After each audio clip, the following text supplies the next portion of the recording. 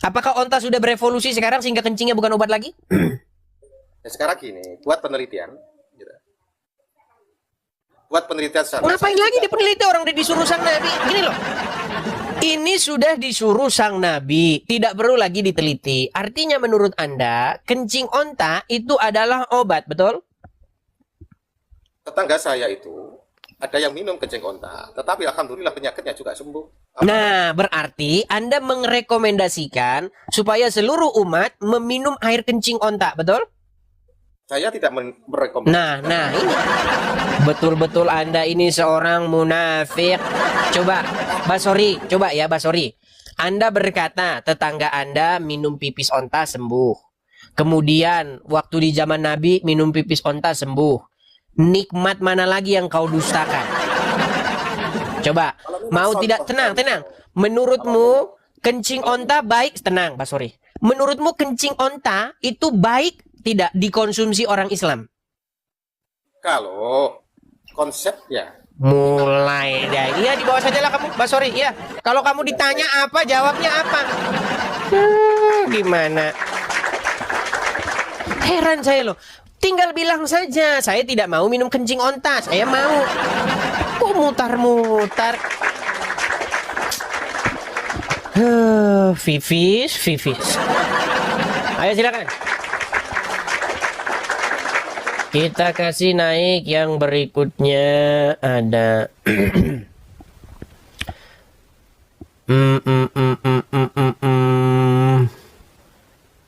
Sabar teman-teman ya.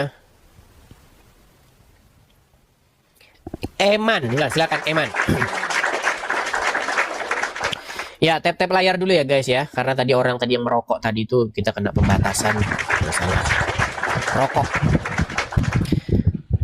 Halo, Eman, Anda? Halo, selamat malam Bang Edis. Bang, ada kipas kah di situ, Bang? Iya, ada kipas. Coba dimatikan dulu, Bang, karena kipasnya membuat suara jadi suara gaduh di sini, Bang. Oke, Bang Eman, saya mau tanya dulu, Bang, Anda ini Muslim kah? Saya Katolik, Bang. Oh, Katolik. Oke, Bang, coba Abang duduk dulu yang bagus supaya Abang bisa agak sedikit mundur dulu kameranya, Bang. Abang terlalu dekat sebenarnya. Agak mundur sedikit bisa? Nah, begitu, Bang. Iya, sip, mantap. Ini teman-teman saudaranya RK dan saudaranya Mata Pisau. Ya, gimana, Bang? Apa yang Anda utarakan?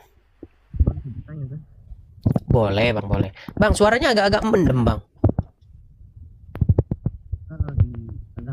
Suaranya Bang agak-agak mendem, Bang. Suara Abang pakai apa ini? Abang pakai headset nggak?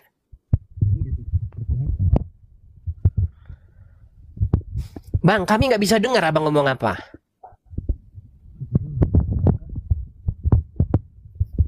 Atau Abang naik lagi? Atau bagaimana? Oke ya, kami nggak dengar Abang ngomong apa ya. Saya turunkan dulu, oke. Kita kasih naik yang berikutnya ada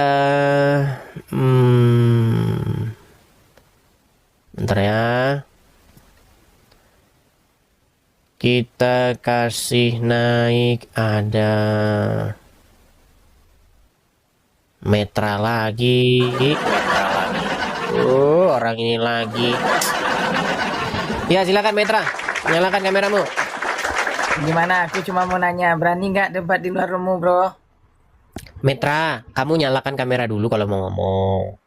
Aku yakin nggak berani, jadi nggak usah panjang lebar. Kalau ya berani, kapan? Ayo, temanya tentukan sendiri. Metra, kamu jangan kebanyakan minum kencing onta.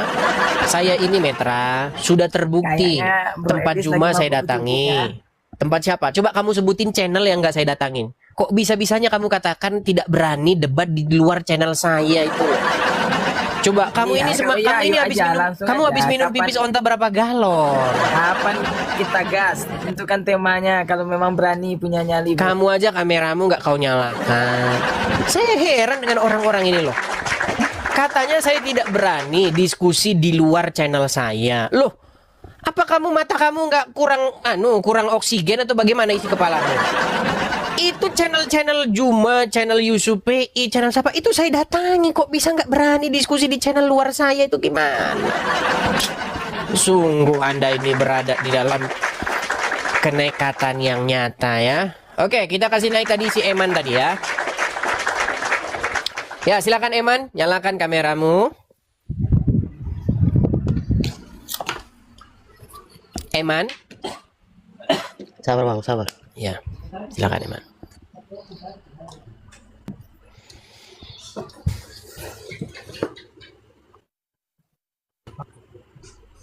Ya, Bagus silakan dulu, Bang. Eman. Eman Katolik. Iya, saya Katolik bang. Oh ya, silakan Eman. Apa yang mau Eman utarakan, silakan. Bang, kalau perbedaan agama Kristen Protestan dengan Katolik, kan di Katolik kan ada patung, sedangkan di Protestan atau Kristen tidak ada patung. Kenapa ya? Oke, justru saya yang mau bertanya kepada Abang, gitu karena Abang kan Katolik, betul kan? Nah, saya pernah menanyakan ini ke suatu room. Saya tidak mau menyimpulkan ya. Saya tidak mau menyimpulkan, tetapi saya bertanya dulu, apakah ini adalah ajaran Katolik atau tidak? Sebentar ya. Saya balikan dulu kamera saya, Bang ya. Ya, Saya balik dulu kamera saya sebentar. Mohon menunggu sebentar. Saya tunjukkan dulu. Dan ini saya mau tanyakan kepada Abang, apakah ini adalah ajaran Katolik atau tidak? Sebentar ya.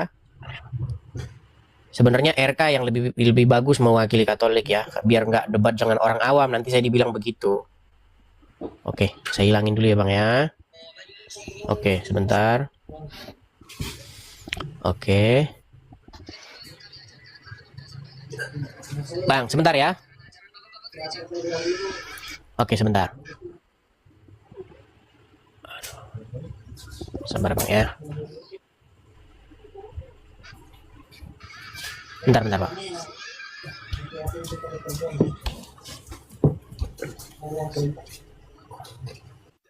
Bentar ya. Oh, sebentar Bang. Saya mau tanya sama Anda. Ini lihat. Kelihatan nggak gambarnya? Kelihatan nggak? lihat. Lihat. Oke. Sebentar. Sebentar. Saya kasih aja yang bukan video lah ya. Kalau nggak video nanti agak sedikit ini. Sebentar, sabar Bang ya. Sabar Bang. Abang datangnya dadakan, jadi agak sedikit saya ini Bang. Agak sedikit. Oke, ini videonya RK ya Bang ya. Nih Bang. Makanya saya mau bertanya sama Abang nih. Stop cium patung RK, Kristen tidak mengajarkan itu. Yosua sembah patung. Nabi Musa menyembah patung. Berarti Nabi Musa sesat, Yosua sesat. Tuhan yang mengajarkan Yosua dan Nabi Musa menyembah patung adalah Tuhan yang sesat, begitu? Nah, hei, otakmu. RK jangan menyembah patung. Iya, Yosua juga menyembah patung. Nabi Musa menyembah patung. Di bait suci pada saat itu banyak patung. Oke, yang mau saya tanyakan sama Abang begini Bang. Kelihatan nggak ini Bang? Sebentar. Ini gimana sih cara kelihatan, Bang. Sebentar, saya screenshot dulu ya, sebentar. Stop cium patung RK, Kristen tidak mengajarkan itu. Yosua sembah patung. Aduh, jaringan. Sebentar. Saya perbesar saja Bang ya. Oke, biar Yo. langsung ini. Oke. Kelihatan nggak ini Bang gambar ini Bang? Kelihatan ini? Kelihatan. Oke, Yo. kelihatan ini orang-orang bertekuk lutut, bersujud di hadapan Yo, patung bersujud. Maria. Kelihatan? Yo. Oke, kemudian ini juga kelihatan ini. Orang bertekuk lutut, bersujud nih. Kelihatan ya? Di hadapan patung Maria. Saya mau tanya dulu sama Abang, Mana? apakah ini adalah resmi ajaran Katolik atau bukan? Apakah ini ada di kitabnya orang Katolik? Ajaran supaya menyembah atau sujud di hadapan patung Maria?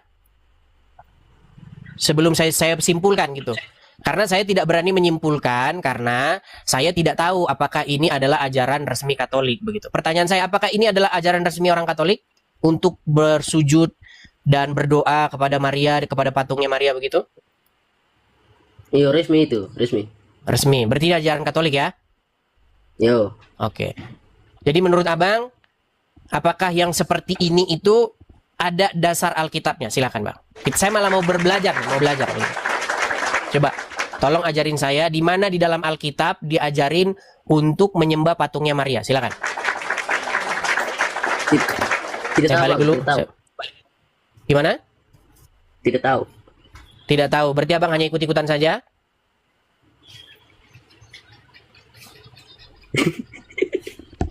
Loh, gimana bang ini ditanya kok? Saya bertanya nih bang, saya hanya bertanya. Abang kan bilang itu resmi ajaran Katolik. RK pun ketika ditanya, RK jangan nyembah patung. Malah Tuhan katanya yang nyuruh nyembah patung itu Tuhan katanya.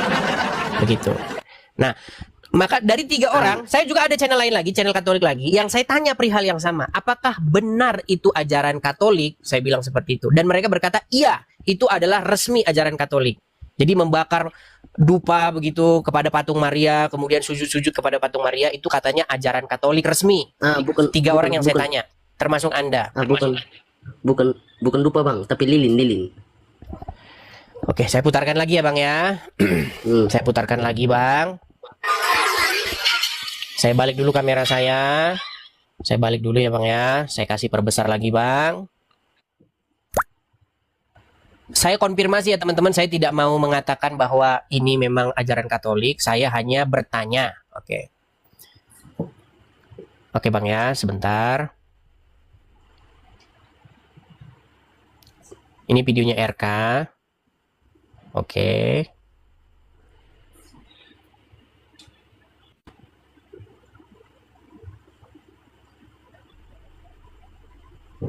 Nah ini bang ya, habis ini coba lihat. Nah ini abang lihat ini dia bakar dupa, bakar ukupan Mana pada dupanya patung. bang? Tidak ada dupa itu. Oke, saya ulang Tidak ada lagi. dupa itu. Ukupan bang, ukupan itu ya dupa gitu. Nih kelihatan bang, ini yang dipegang ini yang berasap ini kelihatan nggak? Oh iya.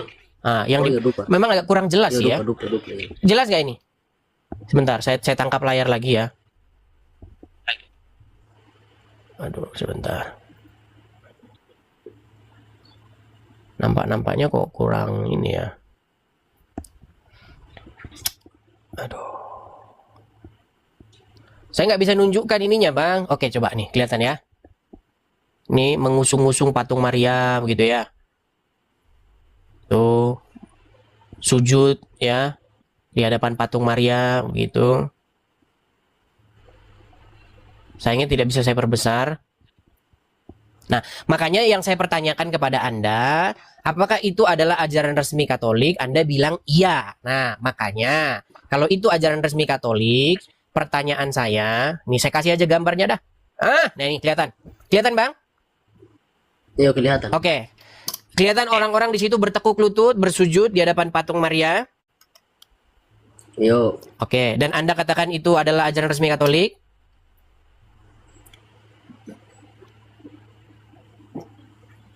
Halo? Halo. Iya, itu ajaran resmi Katolik. Loh, kok abang malah tertawa ini gimana? Abang Katolik bukan ini? Halo? Loh, malah dia pencet tombol lari. Berat. Oke, baik ya, kita lanjutkan ya. Teman-teman, sekali lagi teman-teman ya. Saya bertanya apakah itu resmi ajaran Katolik. Dia bilang iya. Karena kata RK ini ya, RK yang bilang katanya, yang menyuruh menyembah patung itu kata RK adalah Tuhan. Begitu. RK yang ngomong loh, bukan saya ngomong. Oke, kita lanjutkan kembali diskusi kita. Silakan ya, bagi yang mau berdiskusi, bagi yang mau membantah, naik diskusi dengan saya. Ingat ya, kita berdebat atau berdiskusi. Kita bukan hujat menghujat atau caci maki memaki ya. Silakan. Kita kasih naik yang berikutnya ada karena kalau di dalam Alkitab yang saya pelajari ya, nggak tahu kalau Alkitab versi yang sudah ditafsir diperombak sama RK ya. Kalau di dalam Alkitab yang saya baca, kalau ada orang mengajari Anda cium-cium batu, ya, sujud-sujud di hadapan batu, sujud di hadapan patung, ya, mencium-cium patung, itu dikatakan di dalam Alkitab itu pengikut setan yang terkutuk. Ya, seperti itu. Sekali lagi teman-teman ya, di dalam Alkitab itu dilarang. Saya pernah bilang begini, di dalam Alkitab tidak ada di dalam Alkitab larangan untuk memberikan hormat, untuk memberikan sujud kepada manusia. Sekali lagi nih, dengarkan ya. Di dalam Alkitab tidak pernah Tuhan melarang supaya seseorang itu memberi hormat, menyembah begitu ya, menyembah atau membungkukkan badan di hadapan manusia, di hadapan raja. Nggak ada. Yang ada adalah perbuatan seperti itu dilarang dilakukan kepada patung-patung, kepada batu, kepada benda-benda mati. Begitu. Supaya kalian itu ngerti kalau baca Alkitab itu. Baca Alkitab lagi. Di dalam Alkitab dikatakan di situ berkali-kali bahwa orang-orang besar, ya, para pembesar, orang-orang terhormat itu dihormati. Bahkan biasa mereka berdiri atau di hadapan para pembesar itu dia sujud sampai mukanya sampai ke tanah. Itu biasa di dalam Alkitab itu.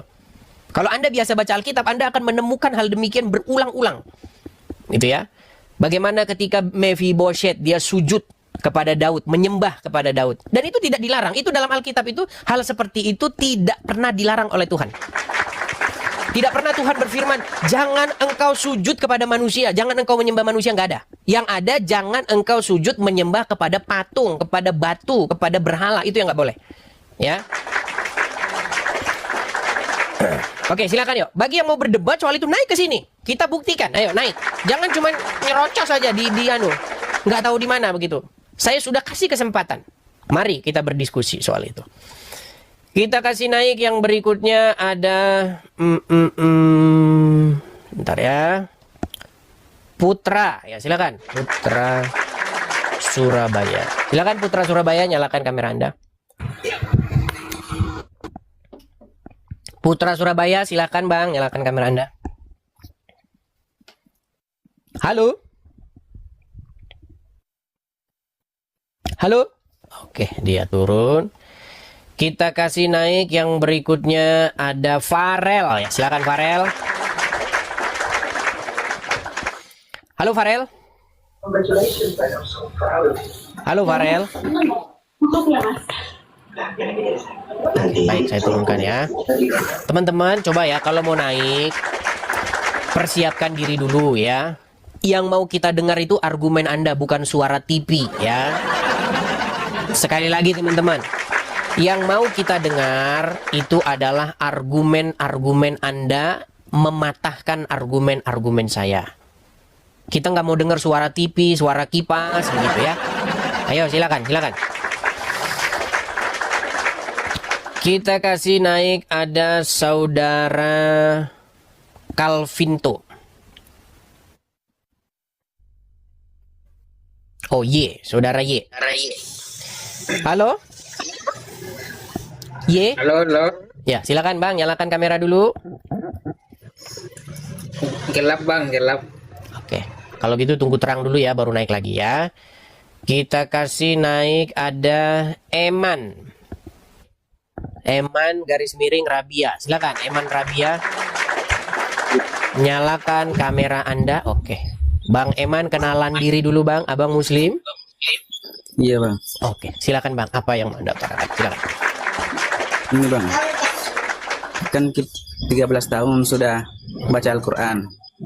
Mempelajari Bang. Kalau membaca-baca huruf Arab, nah itu kerjaan kalian Bang. Saya heran, kenapa ya kalian ini tidak pernah nangkap dengan maksud saya? Coba Bang, amankan dulu suara-suara Bang. Tadi sudah saya bilang loh, kalau naik ke sini, kami mau dengar argumen Anda Bang. Bukan mau dengar kebisingan-kebisingan. Coba Abang pindah dulu ke tempat yang aman. Pantesan omongan saya tidak pernah sampai, karena kalian itu nggak pernah konsentrasi. Bang, coba putar video saya yang mengatakan bahwa saya 13 tahun membaca Al-Quran. Yang ada 13 tahun saya mempelajari Al-Quran Bang. Kalau membaca Al-Quran, nah itu kerjaan kalian. Agak mundur sedikit Bang, biar nggak separuh Bang. Wajah Bang biar nggak separuh begini Bang. Heran saya ini orang. Kenapa sih kalian ini kok susah amat sih? Coba kalau ngomong tuh jangan begini gitu loh. Nih, apa ini kalau ngomong begini nih? Bang, wajah Anda tidak terlihat jelas. Coba mundur sedikit. Nah, gitu loh. Heran saya orang-orang ini, heran semua, habis semua obatnya. Silakan, apa yang mau Anda utarakan? Bang, coba cariin bang nama Tony di dalam Al-Quran. Nggak ada. Ada bang. Tony? Nggak ada. Iya, ada. Coba di mana? Kalau ada Tony di dalam Al-Quran, saya terjun dari Monas. Silakan. Ada. Serius Ya, bang? silakan, silakan. A'udzubillahi minasyaitonir rajim. Itu? Itu bukan Tony. Terus apa ya? Saiton nih Rojim, artinya Saiton yang terkutuk. Kok bilang Tony nih? Betul juga bang. Itu bukan nama Tony. Itu adalah kalimat gabungan antara Saiton nih Rojim, Saiton yang terkutuk. Kok nama Tony? Iya. Ya udah, kamu benturin lagi kepalamu ke lantai itu sampai bengak dulu ya, baru naik lagi ke sini. Heran saya dengan mereka ini. Itu bukan nama. Kalau nama itu misalnya Musa, Daud, ya, Sulaiman, itu nama. Tony kok bilang nama? Heran saya. Makasih. Ayo, silakan yuk. Mari kita berdiskusi dengan baik. Tunjukkan loh, kamu itu berkualitas. Yang naik ke sini tuh kebanyakan tuh pada, yang maksudnya yang naik berbantah dengan saya di sini itu kebanyakan pada Oon. Heran deh. Ayo silakan. Yang berilmu dong, berilmu ya. Anika, silakan Anika, nyalakan kamera dulu. Saudari Anika, silakan. Halo Anika. Halo, Ya, silakan Anika, nyalakan kamera dulu. bisa kah ini? Saya bantu dari sini, silakan. Sudah ada di layar Anda, silakan ketik atau klik simpan. Waduh, Oke. Saudari Anika, kenalan diri dulu, Muslim. Terus? Kristen. Oke, ada apa, Saudari Anika? Teman Oke, tuh. mungkin Anika, coba kalau diskusi, coba kalian cari dulu satu posisi atau keadaan di mana kalian nanti kalau saya ngomong tuh kalian nangkep gitu loh. Kalau kalian nanti diskusi ada suara anak nangis, ada ini, jadi kalian itu nggak fokus dengerin saya. Yang fokus saja masih gagal paham. Apalagi yang nggak fokus. Yuk. Karena channel kita ini teman-teman hanya untuk orang-orang yang mendalam saja. Kalau mau debat kusir nggak karu-karuan, ya bolehlah kalian cari channel-channel yang nggak karu-karuan. Ayo silakan, Crash. Oke, kita kasih naik yang berikutnya. Ada Kenzu sebentar. Bang Aldi Koto, silakan Bang Aldi. Halo Bang Aldi Koto. Halo Bang Aldi, silakan Bang Aldi, nyalakan kamera dulu Bang. Muslim jangan mau naik edit penghujat ini, jangan mau. Kalau kita naik malah dia malah hujat. Tenang. Naik untuk muslim. Iya, jangan ada yang naik Muslim, jangan ada yang naik. Muslim jangan ada yang naik. Kita sudah babak belur nih kita. Kita udah babak belur nih. Betul. Sudah babak lari kan. Lari. Jadi teman-teman, kalau misalnya kalian memang sudah kehabisan argumen, kalau kalian memang sudah kehabisan ilmu untuk membantah saya, ya memang kalian itu nonton di bawah saja ya. Karena apa? Karena kalau kalian naik, tidak persiapan, kalian nggak ngerti apa yang mau kalian argumenkan sama saya, nanti Anda akan membuat malu sendiri agama Anda. Ayo silakan. Ini ada 5.500 orang yang menyaksikan ini. Coba, ada nggak di antara 5.500 orang ini orang yang benar-benar berilmu ingin membantah atau ingin melakukan counter di sini? Coba, kita tunggu deh kedatangannya. Silakan. Kita kasih naik, ada Agus Zolik. Ya, selamat malam Saudara Agus Zolik. Malam bang. Ya, silakan Bang, nyalakan kamera dulu. Oke. Bang Agus, kenalan diri dulu Bang, Abang Muslim. Ya Muslim. Oke, silakan Bang. Abang mau mengutarakan apa? Silakan. Mau nanya aja bang. Abang kan Protestan kan? Betul. Sebenarnya nggak ada Protestan, nggak ada. Kan? Saya Kristen gitu aja Bang. Kristen, artinya pengikut Kristus. Kristus itu adalah Mesias, atau kalau bahasa Arabnya itu Al-Masih. Nah, yang pengen saya tanya itu, kalau Katolik kan, justru kalau yang saya lihat, kalau Katolik itu mereka satu, Bang. Kayak udah satu ajaran lah. Tapi kalau kayak Kristen itu kayak banyak beda cara, cara ibadahnya. Setiap gereja beda alirannya. Itu Contohnya, gimana, Bang? contohnya gimana? Contohnya kalau Kristen itu ada yang Pantekosta, ada yang Ya, bedanya di mana? Advent. Bedanya di mana? Dari beberapa temanku itu pernah kutanya, bedanya itu cara ibadahnya, ada yang hari Sabtu, ada yang hari Minggu. Apa itu cara ibadah?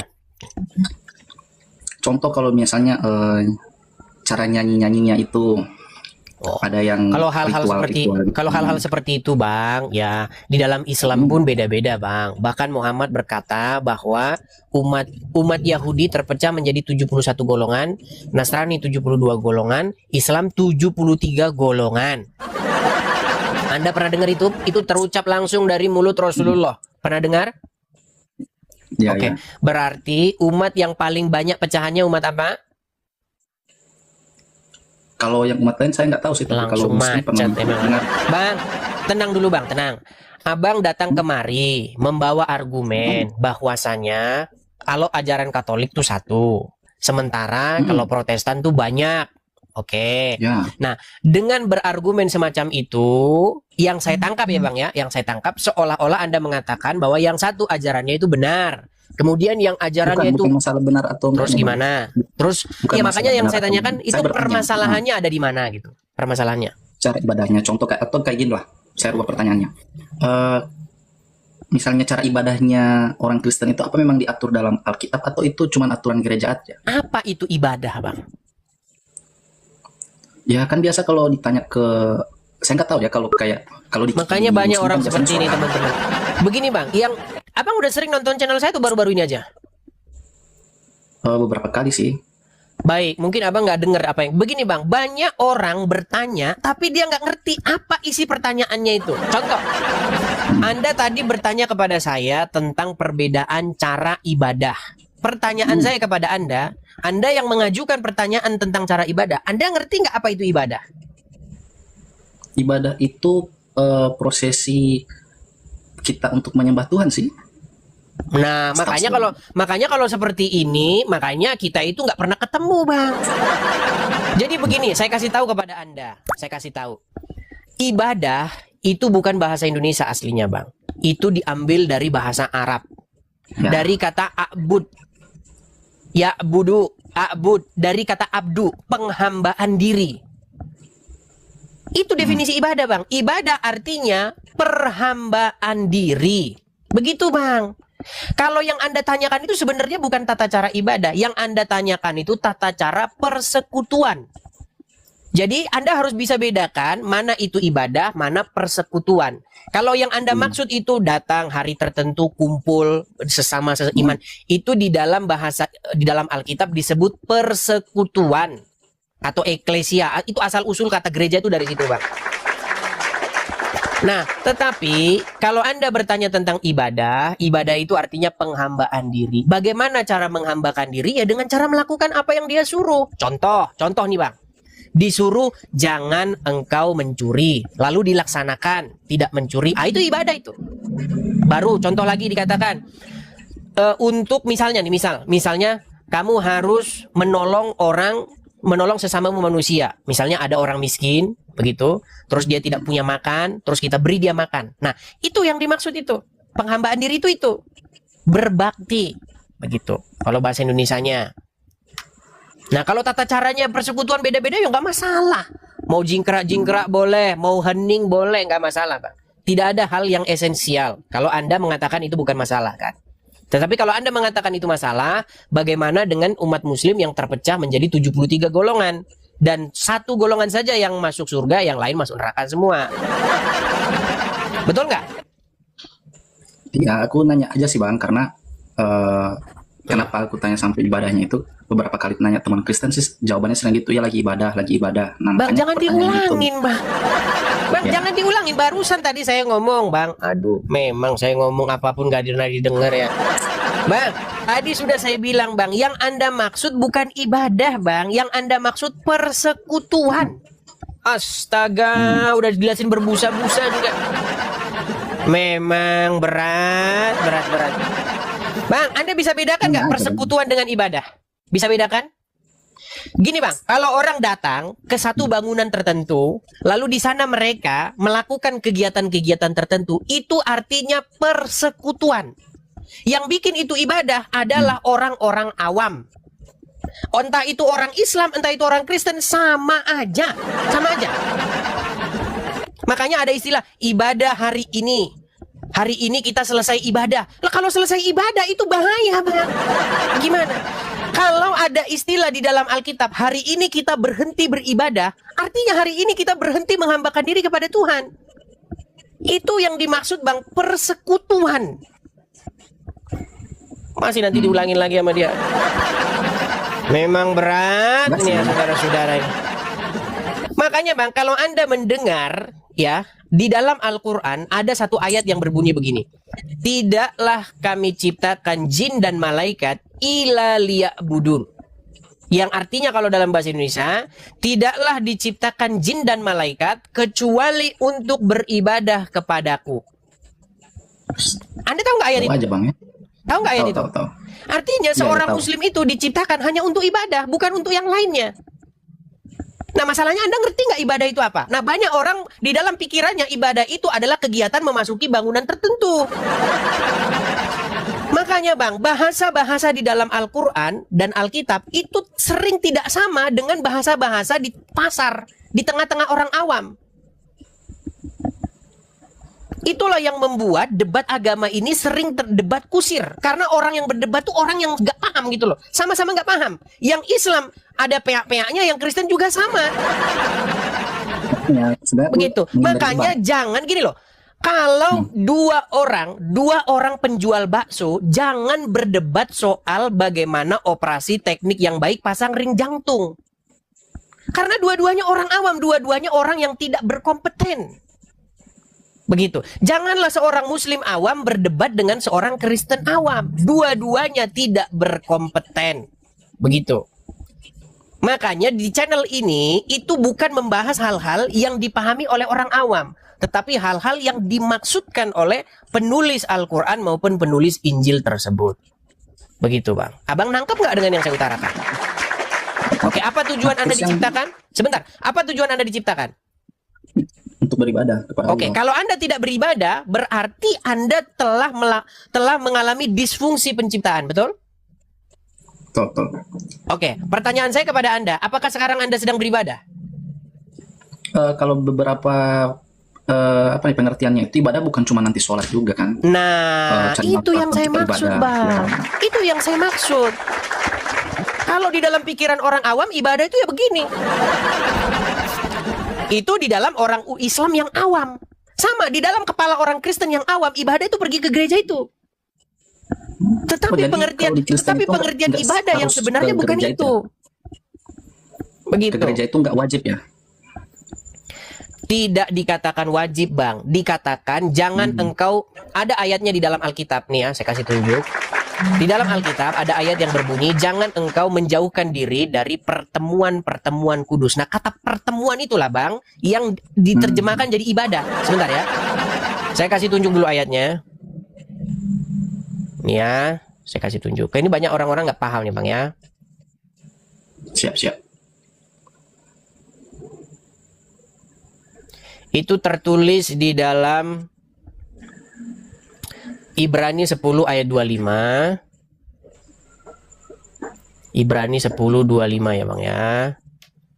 Saya harus ajarkan ini supaya orang-orang mengerti. Oke. Saya balik dulu ya Bang ya, layar saya Bang ya. Oke, sudah kelihatan di sini Bang. Nah, ini asal usul yang disalahpahami orang jadi kata ibadahan ini ya. Janganlah kita menjauhkan diri dari pertemuan. Nah ini, pertemuan. Nah di dalam terjemahan jadi pertemuan-pertemuan ibadah. Nih, kalau di dalam terjemahan yang lama, janganlah kita undur daripada berhimpun bersama-sama. Sebagaimana biasa setengah orang berbuat. Nih, kalau dalam terjemahan-terjemahan yang lain ya, saya kasih contoh terjemahan. Nah ini, terjemahan sederhana Indonesia. Janganlah malas berkumpul dalam persekutuan kita. Kata persekutuan ini nanti akhirnya jadi gereja ini. Kalau kita lihat ya dalam bahasa aslinya ya. Jangan berhenti daripada berhimpun. Nah, kata berhimpun ini, Bang, 1997. Kita klik. 1997. Nah, ini. Kelihatan? Iya, ya. Nih, ini asal usul kata gereja nih. Berkumpul.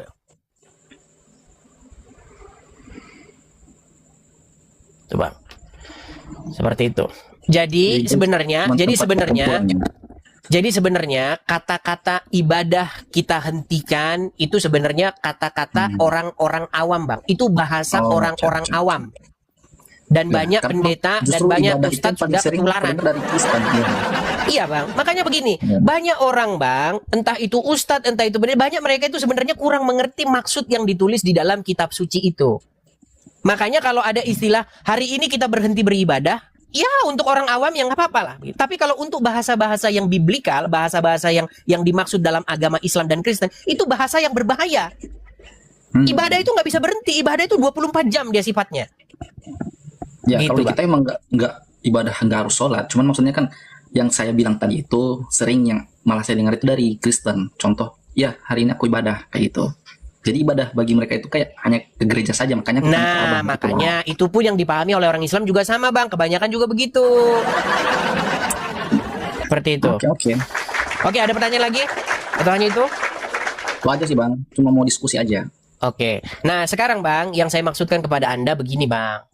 Saya mau tanya sama Anda, perihal perbedaan-perbedaan ini, Bang. Muhammad pernah berkata bahwa umatku itu akan terpecah menjadi 73 golongan. Dan 72 golongan itu masuk neraka, betul? Jadi gini, saya belum terlalu paham maksudnya itu. Cuman yang setahu saya, orang muslim pun bahkan dibilangnya itu bakal ke neraka dulu. Tapi untuk membersihkan dosa-dosanya dan setelah itu, semua yang muslim pasti akan masuk surga. Itu sepengetahuan saya, Bang. Coba tunjukkan hadisnya. Kalau hanya sepengetahuan itu nggak boleh, Bang, dalam diskusi. Anda harus menunjukkan Ada itu, dalilnya. cuma saya Silakan. nggak siap itu. Ada itu, Bang, nanti siap. bisa dulu. Oke lah, besok saja naiknya kalau udah siap ya. Muslim, siap. Naiknya besok kalau udah siap. Baik. Terima kasih, Bang. Selamat malam. Oke, Bang. Ya. Ayo silakan yuk yang lain ya. Jadi teman-teman, saya memang memberitahu hal-hal yang biblikal dan hal-hal yang ada di dalam Al-Quran. Cuman orang-orang awam itu memang banyak terpukul memang. Tapi nggak apa-apa, itu namanya proses. Makasih Kak Win, makasih. Jadi teman-teman, di dalam Alkitab maupun di dalam Al-Quran, itu dikatakan kebanyakan orang awam ketimbang orang-orang yang mengerti. Begitu. Di dalam Alkitab dikatakan apa? Sungguh lebarlah dan luaslah jalan yang menuju kepada kebinasaan. Dan itu berbondong-bondong orang yang masuk ke sana. Tetapi sempit dan sesaklah jalan yang menuju pintu yang menuju kepada hidup. Dan sedikit orang yang masuk dalamnya ya. Oke, kita kasih naik yang berikutnya ada Rin ya, silakan Rin. Silakan Rin, nyalakan kamera Anda. Halo, saudari Rin, nyalakan kamera dulu. Halo. Halo. Oke, kita turunkan dulu. Kita kasih naik yang berikutnya ada Vester. Silakan Vester. Halo Vester. Halo Vester. Iya. Ya, silakan Bang, nyalakan kamera dulu. Halo. Bang Edis. Silakan Bang, nyalakan kamera dulu.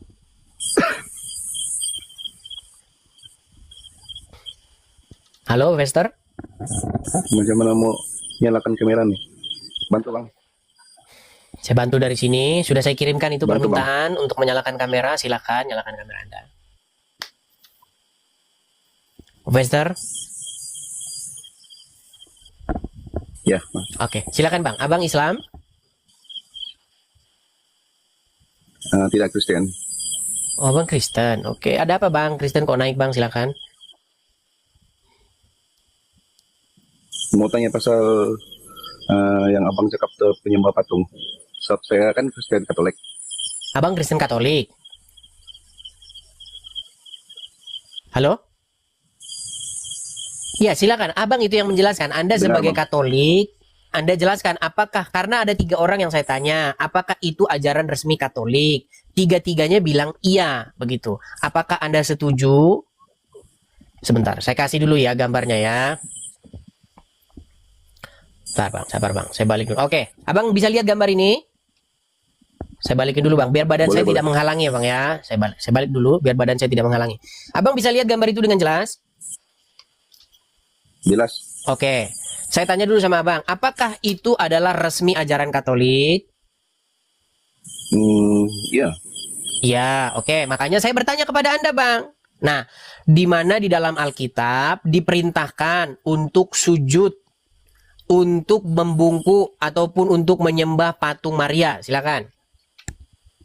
Dalam ajaran Katolik kan bang, kami diceritakan tentang Bunda Maria ini adalah tabut perjanjian. Oke, di mana itu di dalam Alkitab bahwa Bunda Maria itu adalah tabut perjanjian? Yang namanya tabut perjanjian itu, Bang. Saya tanya dulu sama Anda ngerti nggak di dalam Alkitab diperintahkan membuat tabut perjanjian? Dibuat dari apa itu? Saya tanya dulu sama Anda, tabut perjanjian itu terbuat dari apa? Dari emas. Iya, salutan Bang. Itu salutan dia. Tahu salut nggak? Abang dari mana nih? Bungkus. Dari Malaysia, Sabah. Dari Malaysia, ya. Itu dia emas tapi disalut Bang. Bukan emas murni, dia disalut. Dia di apa namanya kalau bahasa ininya disulam begitu, apa dibikin benang begitu ya, dilapis begitu ya. Bahasa ininya kurang lebih seperti itu. Nah, tabut itu Bang, pada waktu itu fungsi tabut itu apa? Untuk menghormati apa? Tentang bukan Bang, bukan itu. Itu tabut itu Bang, dulu dibuat itu ada alasannya Bang. Begitu. Jadi zaman dulu ketika Musa naik ke gunung, pada waktu itu Musa naik pada waktu ya, dia menerima 2 loh batu itu. Bangsa Israel pada waktu itu nunggu, Musa nggak turun-turun ini kan. Lama dia nggak turun-turun, akhirnya orang-orang Israel pada waktu itu ribut karena menganggap Musa sudah mati. Nah, karena mereka menganggap Musa tidak turun-turun dari gunung tersebut, maka mereka membuat patung lembu, ya. Lah, lalu berkata, supaya biarlah patung lembu inilah Tuhan yang menuntun kita keluar dari Mesir. Nah, dibuatlah patung lembu itu. Nah, sehingga ketika Musa turun dari gunung tersebut, Musa sudah marah luar biasa, dipecahkanlah 2 loh batu itu, dan akhirnya patung itu pun diremukkan dan digerus begitu dikatakan. Nah, pada waktu itu justru mereka jatuh kepada penyembahan berhala, dosa, karena mereka membuat patung dan menyembahnya. Nah, baru akhirnya dibuatlah sebuah tabut perjanjian, dan di situ mereka kalau mau jalan tabut itu harus di bagian depan, seperti itu. Nah, di dalam apa isi tabut itu, Bang? Apa isi di dalam tabut perjanjian itu? Tidak tahu. Kitab. Iya, pantesan. Bukan kitab, Bang. Di dalam tabut perjanjian itu isinya ada 2 loh batu, kemudian ada mana dan juga tongkat Harun. Begitu, Bang. Pantesan Abang bilang tabut perjanjian adalah patungnya Maria. Ya repot, Bang. Kalau Abang bilang tabut perjanjian patungnya Maria, kenapa tidak patung kucing aja, Bang? Abang ini udah ngarang bebas, masa tabut perjanjian patungnya Maria? Bagaimana Bang ini? Ya udah, tapi nggak apa-apa, silakan Bang. Silakan Abang utarakan bagaimana jalan ceritanya kok bisa tabut perjanjian itu jadi patungnya Maria. Silakan. Cuma baca dari apa nih, video-video dari kawan-kawan, habis itu penerangan daripada ibu bapak saudara-saudara. Jadi bukan Alkitab yang Abang baca? Sikit-sikit lah, tidak semuanya. Lagi satu Ya. tentang Makanya saya bilang muka. begini, Bang. Makanya saya bilang begini. Di akhir-akhir zaman, Alkitab itu sudah berbicara tentang pengajaran-pengajaran yang dia itu tidak berasal dari Tuhan. Rasul Paulus pernah berkata begini, barang siapa memberitakan kepada kamu suatu ajaran lain, Injil yang berbeda dengan apa yang diajarkan oleh Tuhan Yesus, itu terkutuklah dia, Bang. Makanya yang saya tanya sama Abang ini Injilnya apa? Injil yang tertulis di dalam Injil itu atau Injil yang lain? Sama satu lagi Bang, mau bertanya. Yang mana? Silakan. Macam kami ini kan Katolik.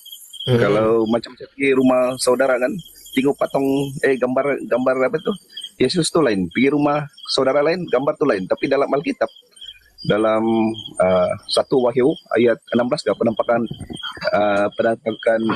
Tuhan di Pulau Patmos tuh mata dia menyala. Jadi pertanyaan mana satu yang betul? Ya itu tanyakan sama mereka, jangan tanyakan sama saya bang, gimana bang ini. Tapi yang mau abang saya kasih tahu sama abang begini bang. Kalau abang belajar sejarah, agama itu ketika datang atau pengajaran itu atau Injil itu ketika datang ke suatu kaum, itu biasanya itu dia itu kawin dengan budaya lokal. Begini bang, saya kasih contoh sama abang. Abang dari mana ini asalnya bang? Dari Malaysia. Oh, di Malaysia. Saya tak tahu ya kalau di Malaysia itu bagaimana. Adakah di Malaysia itu bang kalau orang mati nanti hari ketiga, hari ke-10, hari kesekian, hari kesekian, nanti mereka ada bikin kalau di sini selamatan begitu. Ada? Betul ada. Terus tuh kalau di sini kalau tidak bayar yuran tuh dia tidak boleh kena apa tuh sembahyang. Ah itu. Begini bang. Biasanya bang orang-orang yang belum menerima Injil itu biasanya mereka itu udah punya ajaran sebelumnya. Nah, ajaran-ajaran dari nenek moyang mereka itu biasanya tidak hilang langsung begitu saja. Biasanya ada perkawinan campur, Bang, antara agama yang diberitakan dari luar dengan agama lokal. Nah, pada waktu itu, Bang, ketika Kristen masuk ke wilayah Eropa, terutama di Roma, itu orang Roma itu, orang-orang Efesus, orang-orang itu mereka itu biasa nyembah-nyembah patung. Itu biasa itu mereka. Makanya kalau Anda kutip di dalam Kisah Para Rasul, gimana? Kalau saudara marah saya cakap kan, itu patung tuh bukan kita sembah, itu salah satu simbolik dia cakap. Oke, saya tanya dulu sama abang. Saya balik dulu ya kamera saya. Apa itu menyembah, Bang? Menyembah tuh sujud. Ya, oke, sujud. Apa itu sujud? Sujud itu adalah memposisikan badan merendah. Setuju? Setuju. Contoh bang, saya kasih contoh. Misalnya bang, saya datang kepada Anda, lalu lutut saya, makasih Bang Idan, lutut saya letakkan ke lantai, lalu saya membungkuk begini, itu menyembah nggak? Ya, menyembah. Iya, itu yang dimaksud menyembah itu. Sujud itu yang dimaksud. Sujud itu bahasa Arab kan? Sujud ya, itu bahasa Arab, kalau bahasa kitanya, bahasa Melayu, bahasa Indonesia itu menyembah. Begitu bang. Betul, dan bang. itu di dalam Alkitab, sekali lagi bang, kalau Anda baca Alkitab dari Kejadian sampai Wahyu, Tuhan tidak pernah melarang itu dilakukan kepada manusia. Nggak pernah. Yang dilarang dilakukan oleh, yang perbuatan demikian yang dilarang oleh Tuhan, dilakukan kepada benda-benda mati. Contoh, kepada batu, ya, kepada patung, kepada berhala, kepada pohon, kepada kayu, itu tidak boleh dilakukan karena mereka benda mati. Kemuliaan Tuhan itu ada pada diri manusia, Bang.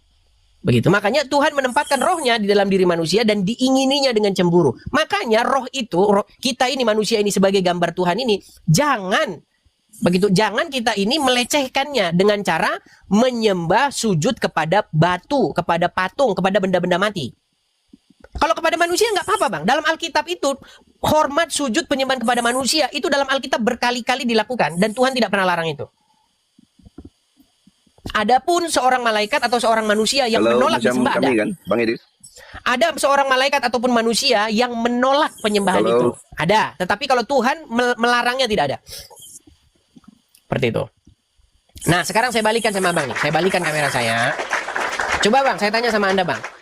Mereka yang saya lihat, yang abang lihat di layar itu, mereka membungkukkan badan nggak? Lutut dulu. Saya kasih gambar yang lain yang ya, sampai berlutut sebentar. Itu kelihatan berlutut bang? Iya berlutut. Oke, berlutut kepada siapa di situ bang? Patung Bunda Maria. Kepada patung. Coba bang, di mana dalam Alkitab disuruh berlutut kepada patung? Apalagi kepada patungnya Maria? Tidak.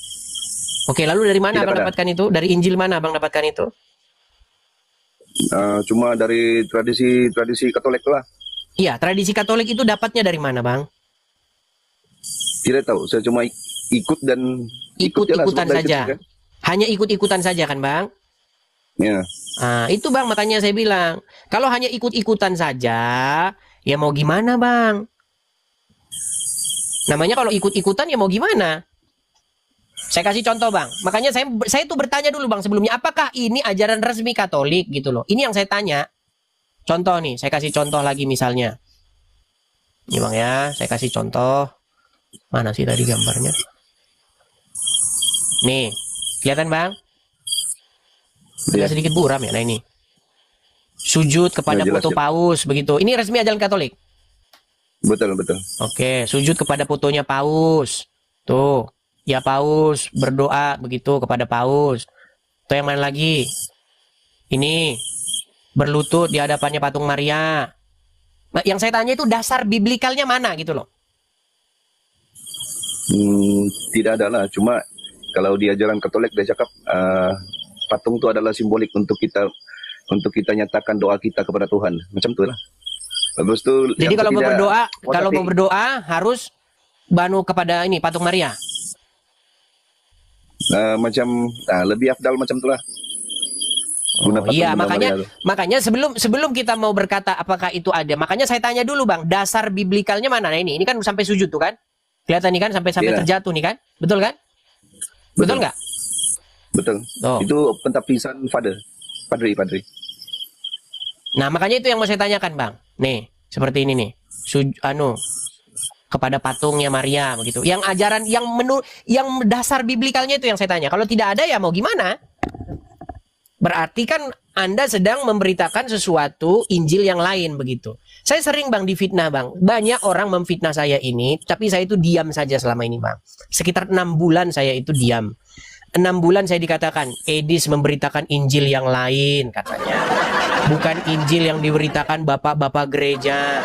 Loh, saya memang tidak mau gini Bang. Saya tidak mau memberitakan Injil yang diberitakan bapak-bapak gereja. Saya mau memberitakan Injil yang diberitakan oleh Tuhan Yesus. Begitu Bang.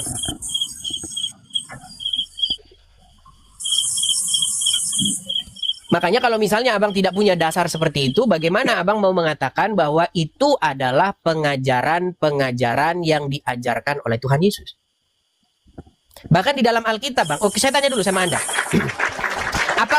Apakah orang Katolik berdoa kepada Maria? Ya, doa untuk rosari macam tu dalam, kan kalau Katolik tu dia ada satu Bukan, pertanyaannya simpel. kalung. Sebentar gini, dipanggil maksud saya rosario. bukan itu maksud saya. Apakah orang Katolik itu berdoa kepada Maria? Ya, betul. Nah, coba di mana dalam Alkitab itu berdoa kepada Maria itu di mana? Tidak lah. Ya, mungkin beginilah, saya nggak mau menyimpulkan Bang. Mungkin Anda orang Katolik yang awam, jadi saya tidak mau menyimpulkan dulu. Nanti takutnya saya salah, karena udah 4 orang Bang. 4 orang saya tanya, jawabannya itu ya memang mengatakan semua itu ajaran resmi. Cuman saya mau dapat jawaban itu dari orang yang pakarnya, begitu Bang ya. Seperti itu, oke? Nanti biar nggak jadi fitnah di antara kita, oke? Oke, baik. Saya turunkan ya Bang ya. Oke, Tolong. baik. Ya, silakan yuk teman-teman ya. Silakan, kalau teman-teman mau berdiskusi, silakan, mari diskusi dengan baik. Kita kasih naik ada sebentar ya, Octavio, silakan Octavio. Ya, silakan Octavio. Halo Bang, kecilin dulu musiknya Bang ya, musiknya kecilin dulu Bang. Oke, Abang Kristen atau Islam? Nampaknya Katolik kalau saya lihat. Abang Islam atau Kristen? Saya Kristen Katolik. Oke, silakan Bang. Apa yang mau Abang sampaikan? Yang gambar yang tadi Abang perlihatkan itu,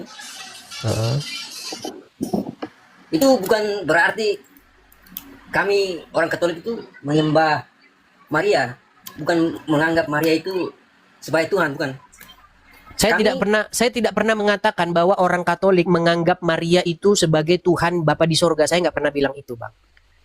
Begitu. Gini, Bang. Disembah. Begini, Bang ya. Kita harus pelan-pelan, Bang, ngomongnya begini, Bang. Gini, Bang. Abang pernah dengar nggak istilah kata-kata yang ada di tengah-tengah masyarakat menyembah uang? Pernah dengar itu istilah seperti itu? Ya. Oke, Abang pernah dengar istilah menyembah jabatan, menuhankan uang? Pernah dengar istilah begitu? Ya. Nah, ketika ada istilah menuhankan uang, itu bukan berarti bahwa menganggap uang itu adalah Tuhan pencipta langit dan bumi. Enggak, Bang. Menuhankan itu, pengertiannya itu bukan menganggap dia pencipta langit dan bumi, Bang. Seperti itu. Nah, yang mau saya tanyakan sama Anda, saya balikin dulu lagi biar kelihatan gambarnya. Sebentar ya Bang ya. Sabar Bang. Oke, saya balikin dulu supaya badan saya tidak menutupi ya Bang ya. Oke.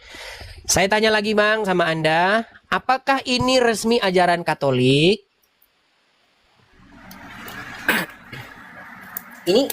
Ini sudah tradisi, bukan ajaran. Oh, bukan ajaran berarti? Ya. Oh, kalau bukan ajaran ya berarti ngapain? Berarti salah saya kalau gitu, Bang. Oh, yang lain tadi bilang ini ajaran resminya. Yang lain bilang tradisi gimana? Yang benar yang mana? Cuman ini aja. Itu Gimana? kami berlutut itu berdoa bersama-sama Maria. Bukan berdoa untuk menganggap Maria itu sebagai Tuhan, bukan. Saya tidak pernah mengatakan bahwa orang Katolik menganggap Maria itu Tuhan. Tidak pernah itu saya ucapkan dari mulut saya, Bang. Yang saya katakan, yang saya tanyakan adalah apakah benar yang di layar ini adalah ajaran resmi Katolik atau tidak? Yang saya tanyakan 4 orang mengatakan itu ajaran resmi. Abang bilang bukan.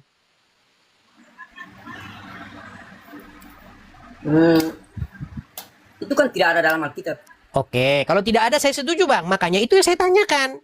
Dasarnya itu di mana melakukan hal-hal seperti itu? Bertekuk lutut di hadapan patung, itu dasarnya dari mana? Kan saya mau belajar. Soalnya kata RK, Tuhan menyuruh Musa dan Yosua nyembah patung. Dan ini kami menganggap Bunda Maria itu sebagai menghormati aja. Bang, Karena- kalau menghormati Bunda Maria, saya pun menghormati Bunda Maria. Tetapi menghormati Bunda Maria bukan dengan cara membuat patungnya lalu sujud kepada patungnya, bukan itu caranya. Iya, tapi itu tanda sebagai berdoa. Berdoa kepada Maria. Berdoa bukan berdoa kepada Maria, tapi berdoa bersama dengan Maria untuk menyampaikan doa kepada Bapa di surga. Berdoa bersama Maria. Iya. Oke. Berdoa bersama-sama dengan Maria. Iya. Itu Tapi yang saya tangkap bukan itu, Bang. Yang saya tangkap bukan berdoa bersama Maria, yang saya tangkap berdoa kepada Maria. Itu yang saya tangkap. Ataukah saya salah di sini karena saya nggak tahu? Begitu, Bang.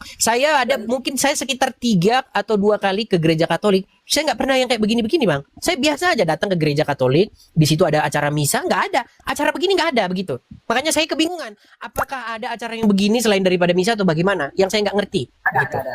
Biasanya ada di biasanya ada doa rosario. Itu di bulan Mei dan Oktober. Itu ada berdoa itu. Berdoa bukan berarti berdoa kepada Maria, tapi berdoa bersama dengan Bunda Maria untuk menyampaikan doa kita kepada Bapa di surga. Itu saja. Oh, begitu. Tapi doanya bagaimana itu, Bang? Bagaimana doanya? Doanya itu ya, kalau saya kan orang Timor Leste. Kalau bahasa Indonesia itu Salam Maria. Salam Maria itu ada. Oke, atau begini saja, Bang. Mungkin ada seorang yang lebih berkompeten supaya nanti diskusinya itu, karena nanti banyak yang protes dengan saya, Bang. Ketika saya berdiskusi dengan orang-orang Muslim, banyak yang inbox saya bilang begini, kamu tuh beraninya debat sama orang Islam awam. Nah, saya tunggu-tunggu ustadznya yang datang. Nah, ustadznya datang malah mengiyakan saya semua. Begitu. Nah, coba kira-kira Abang setuju nggak kalau misalnya yang datang itu adalah seorang Katolik yang berkompeten, seperti RK? Itu dia itu di Gini, Bang, menurut Abang RK berkompeten nggak untuk mewakili Katolik untuk berdiskusi dengan saya? Ya. Berkompeten dia? Bisa. Berarti Anda setuju bahwasannya yang menyuruh menyembah patung itu Tuhan? Menyuruh menyembah patung Bunda Maria.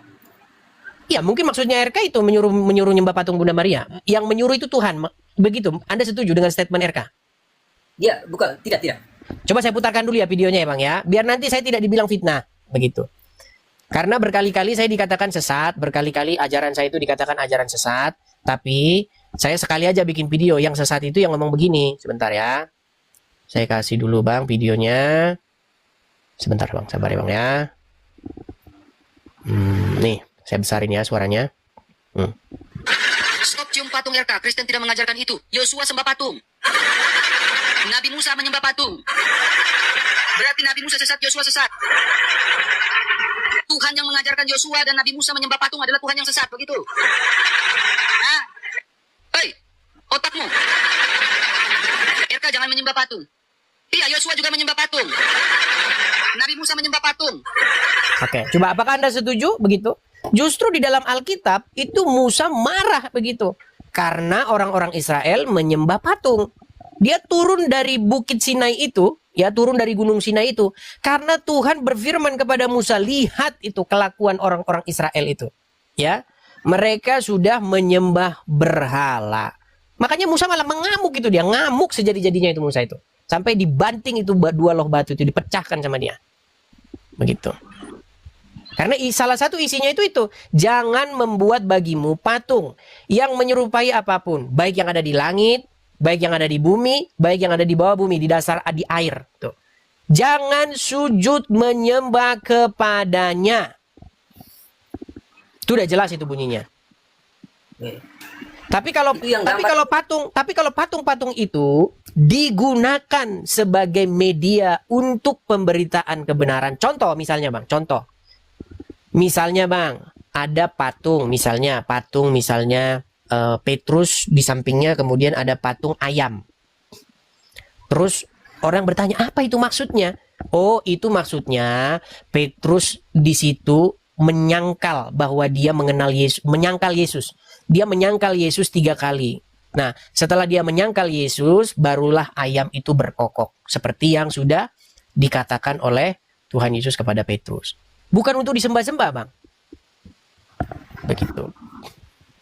Nggak salah, Bang, membuat patung itu tidak salah. Di dalam Alkitab, di dalam Alkitab itu diperintahkan pada waktu itu ketika Salomo mendirikan bait Tuhan. Di situ banyak didirikan semacam ukiran-ukiran, tapi tidak pernah untuk disembah.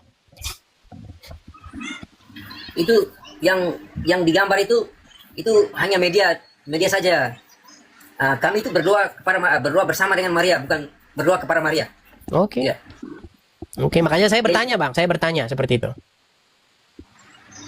Ya. Tapi yang saya tangkap itu bukan berdoa bersama, tapi berdoa kepada. Seperti itu. Makanya mungkin yang perlu menjelaskan ini adalah orang yang lebih berkompeten ya, Bang ya. Supaya kita tidak dibilang nanti kita di sini begini. Saya capek, Bang, dibilang begitu. Oke? Oke? Ya. Oke, baik, saya turunkan ya, Bang ya. Ya. Oke, baik, saya turunkan. Ayo, silakan. Mungkin ada RK begitu ya, yang mau mengkonfirmasi begitu, karena saya ini udah berkali-kali dikatakan sesat 6 bulan tuh saya itu diam aja gitu. Ya, teman-teman ya, seperti itu. Banyak orang yang mengatakan saya sesat, tapi saya diam saja begitu 6 bulan ini. Tapi nampak-nampaknya ya sedikit-sedikit saya perlu menjawab lah, seperti itu ya, Bang ya. Oke, kita kasih naik yang berikutnya, ada saudara Tuan Joir. Ya, silakan Tuan Joir. Halo Tuan Joir. Halo. Tuan Joir Sitanggang, silakan Bang, nyalakan kamera dulu. Ya, sebentar Bang. Hidupkan lampu. Kebetulan ngantri di SPBU. Abang Islam kah? Saya Katolik Bang. Oke, Katolik lagi. Silakan Bang, apa yang mau Abang sampaikan? Silakan. Waktu dan tempat dipersilakan. Silakan Bang. Jadi pada kesimpulan nih, pernah saya menjalani seperti apa yang telah dibicarakan oleh pembahasan yang tadi tentang penyembahan terhadap patung-patung tersebut. Memang itu sangat dilarang di dalam Alkitab. Sangat dilarang karena kita dilarang untuk menduakan Tuhan. Kita harus selalu memuliakan Tuhan Allah di dalam hidup kita sampai kiamat. Dan kenapa bisa terjadi hal penyembahan tersebut? Karena begini itu.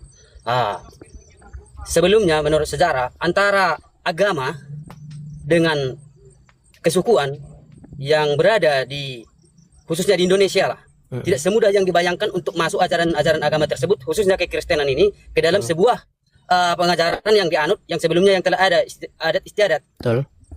Karena itu bagaikan minyak dengan air itu nggak bisa bersatu. Jadi bagaimana agar supaya ajaran Tuhan Yesus Kristus dapat diresapi oleh setiap insan yang ada di Indonesia? Dan begitulah caranya Bang untuk menyatukannya itu. Makanya adalah acara adat seperti itu. Oke.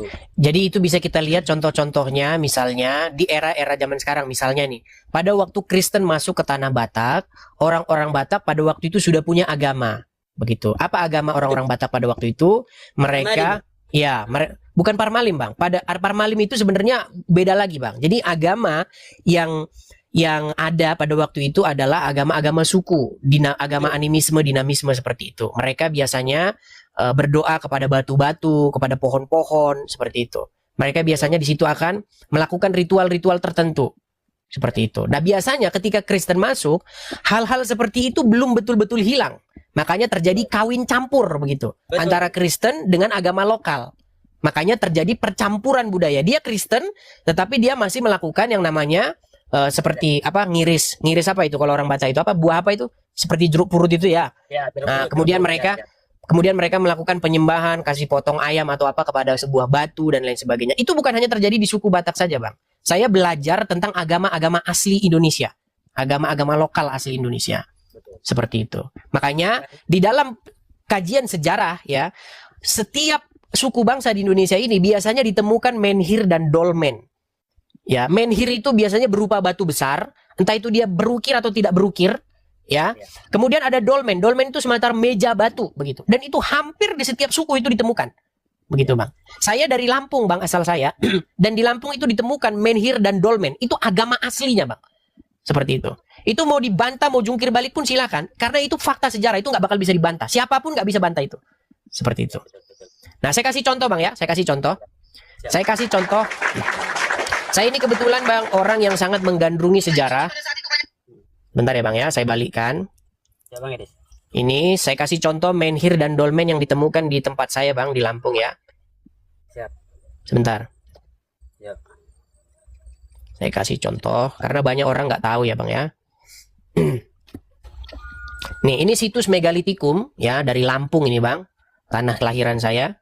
Inilah posisinya di Lampung Barat, Bang. Lampung Barat ini dipercaya sebagai asal muasal suku Lampung, Bang. Nah, ini namanya dolmen, Bang. Ini dia semacam meja besar begitu. Dan biasanya juga ditemukan menhir. Nah, menhir itu seperti ini. Begitu. Nah, jadi pada waktu itu mereka memang biasa, Bang. Dan ini bukan hanya di Lampung saja, ini hampir di setiap suku, Bang. Betul. Di Indonesia. Nah, mereka biasanya mempersembahkan sajiannya, sesaji kalau bahasa kita. Sesaji itu di atas meja-meja ini. Nah, iya, sajen kalau orang Jawa bilang. Nah, ini dipersembahkan kepada siapa? Dipersembahkan kepada ini, batu-batu ini. Nah, mereka percaya, jadi orang-orang terdahulu, nenek moyang kita percaya bahwa di batu ini itu berdiam arwah atau roh-roh leluhur. Begitu. Seperti itu, Bang. Kalau Abang nonton film-film Cina, nonton film-film zaman dulu kan seperti itu. Jadi mereka percaya dengan yang namanya arwah-arwah atau kekuatan-kekuatan spiritual, kekuatan magis yang mendiami benda-benda tertentu. Seperti itu. Makanya mereka mempersembahkan sajian dan itunya di situ. Nah, di dalam firman Tuhan, Bang, dikatakan bahwa Tuhan itu tidak diam begitu di batu-batu. Tuhan tidak diam di patung-patung buatan tangan manusia. Seperti itu, Bang. Nah, makanya ketika pengajaran dari Tuhan Yesus datang, orang-orang itu disadarkan tentang pengajaran yang benar. Seperti Saya sepakat, itu, Bang. Bang Edis. Saya setuju. Sekalipun Abang Katolik, tapi Abang tidak setuju dengan penyembahan patung-patung seperti itu ya? Betul. Baik, Bang. Puji Tuhan, Bang. Yang inbox saya, orang-orang Katolik banyak, Bang, yang mengatakan bahwa sekalipun saya Katolik, saya tidak setuju dengan sujud bertekuk lutut kepada patung Maria. Banyak orang Katolik yang inbox saya seperti itu. Khususnya untuk saya, Bang Edis, satu dasar membuat saya mengatakan seperti demikian. Itu telah ada tertulis di firman Tuhan bahwasanya Tuhan itu sangat benci dia akan diduakan. Betul. Apalagi sampai membuat berhala. Baik, mantap. Ini, Bang, yang saya tunggu nih. Kalau begini mantap kita, Bang. Ya, Bang. Oke, makasih ya, Bang Tuan. Selamat malam, Bang Edis. Selamat malam, Bang. Shalom. Shalom. Ya. Tuhan memberkati semua. Tuhan berkati. Ya. Amin. Amin. Ya, seperti itu ya, teman-teman ya. Jadi ketika firman Tuhan diberitakan, maka kita itu jawaban kita itu adalah sami'na wa ta'na. Iya. Begitu. Ketika firman Tuhan datang, maka sebagai seorang pengikut Tuhan Yesus, kita berkata sami'na wa ta'na. Artinya adalah kami mendengar dan kami taat. Begitu. Ya. Oke, kita lanjutkan ke yang berikutnya. Ada religius. Ya, silakan religius. Ya, tuh banyak yang ngomong tuh back to the Christ. Ya, betul. Kembali kepada Tuhan Yesus. Oke, silakan yang berikutnya. Kita kasih naik ada Nadim Iskandar.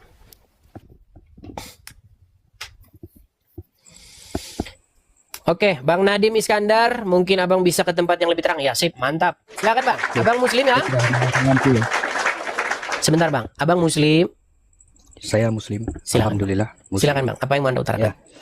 Saya ingin utarakan sesuatu yang terjadi kepada pohon ara. Disebabkan Abang Edis juga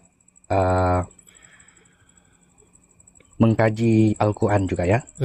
Oke. So, saya ingin bentangkan Markus ayat 11 yang menyatakan Yesus mengutuk pohon ara. Bagaimana Yesus boleh mengutuk pohon ara? Oke, kita lihat daripada ayatnya. Keesokan harinya, sesudah Yesus dan ke-12 muridnya meninggalkan Betania, Yesus berasa lapar. Betul? Betul. Dan dari jauh, ia melihat pohon ara yang sudah berdaun. Ia mendekatinya untuk melihat kalau ia mendapat apa-apa pada pohon itu. Tapi tidak ada buah untuk dimakan. Saya tahu justru Yesus pada waktu itu berasa lapar. Betul? Ya.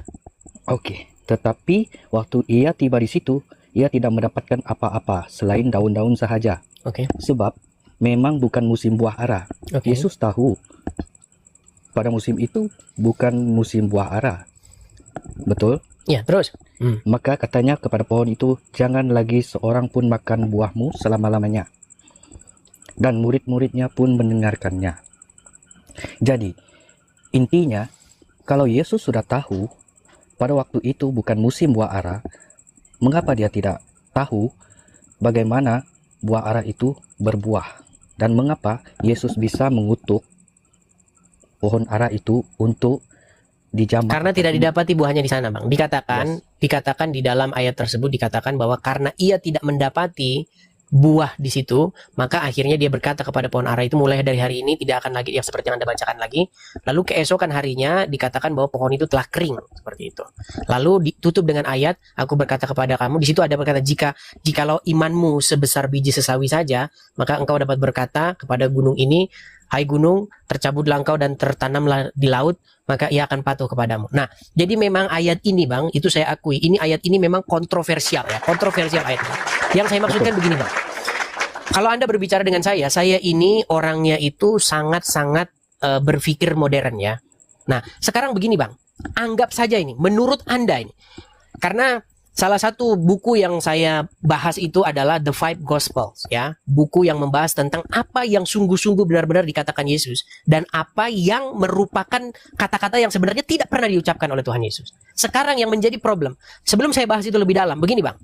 Seandainya ini permisalan, Bang ya, permisalan ayat itu tidak orisinil, apa yang jadi masalah di dalam kekristenan? Silakan. Oke. Kalau Yesus sudah tahu pada waktu itu bukan musim buah ara, mengapa dia masih lagi mau? Oke, maka dari itu, Bang, tadi jawaban saya itu sudah cukup simpel, Bang. Begini, Bang. Tadi jawaban saya itu sudah cukup simpel. Begini, Bang. Abang kan mempertanyakan, mempermasalahkan ayat tersebut. Saya ngerti Abang bikin pertanyaan itu asal-muasalnya dari mana. Jadi, Bang, ada sebuah buku yang berjudul The Five Gospels. Abang pernah tahu buku itu? Pernah tahu tentang buku itu? Oke, buku itu berbicara tentang mencari apa yang sungguh-sungguh benar-benar dikatakan oleh Tuhan Yesus dan apa yang benar-benar apa yang ditambahkan belakangan. Karena ini teman-teman, saya ngomong ini ya, jangan nanti teman-teman, pandangannya begini. Saya kasih tahu, gini. Di dalam Alkitab, ini omongan ini agak keras dan ini hanya dibahas di meja-meja para akademisi. Orang-orang awam tidak pernah diceritakan hal-hal yang seperti ini di gereja. Begini, Bang, saya ini adalah orang yang percaya bahwa ada banyak tambahan-tambahan di dalam Alkitab.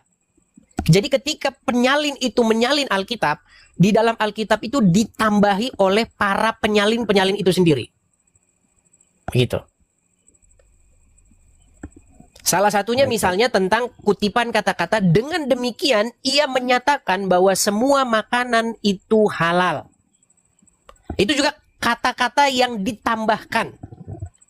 Cuman ini banyak, saya kasih contoh Bang ya, biar Abang ngerti. Makanya sebenarnya tadi udah langsung saya cut saja. Kalau Anda mengatakan bahwa itu ayat tidak orisinil, maka apa yang menjadi masalah tentang agama Kristen? Begitu. Karena Bang, kalau sudut pandang saya memang mempercayai tentang adanya ayat-ayat di dalam Alkitab yang tidak orisinil. Begitu. Saya kasih tunjuk dulu sama Anda, saya kasih contoh ayat yang tidak orisinil dalam Alkitab, tetapi yang akhirnya jadi kitab sucinya orang-orang Kristen tertentu. Saya kasih tunjuk ya Bang ya. Sebentar.